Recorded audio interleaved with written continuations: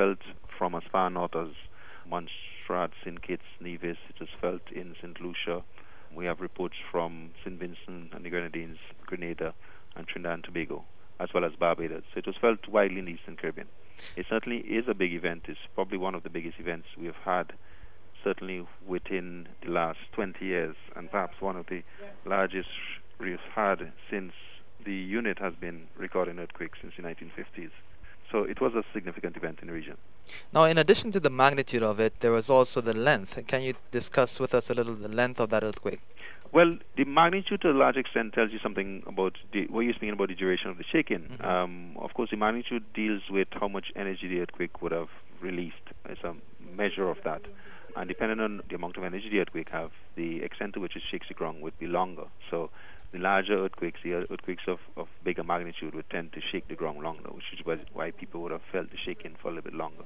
It was widely felt to a large extent because it was so deep. If it's coming from very deep, it means that the waves would radiate outwards and potentially impact and cause shaking in a wider area, which is why we have had the shaking essentially going on throughout the Eastern Caribbean.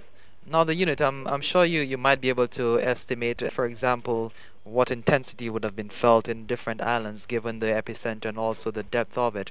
Have you been able to determine how violent it was for St. Lucia, for example? The extent to which it impacts structures and people in the islands is referred to as the intensity. And yes, of course, it would probably have been most intense and most heavily felt directly above the earthquake, close to the earthquake itself. So in Martinique, and then as you move out from Martinique, Dominica, St. Lucia, and as you go further and further out, the shaking would have been less intense, which means Dominica and St. Lucia would have been some of the areas that would have felt it most intensely. Now, give me again the coordinates of that earthquake, the epicenter.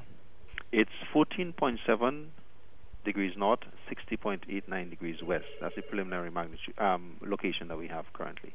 Of course, the earthquake shook the ground for quite a long while, so the event for our drums went on for a long time, and it would have, in some cases, saturated some of the records. So we will still be reprocessing the event. So the location and the parameters that we have would change slightly, but essentially it was just off the east coast of Martinique, and it was about magnitude 7.3.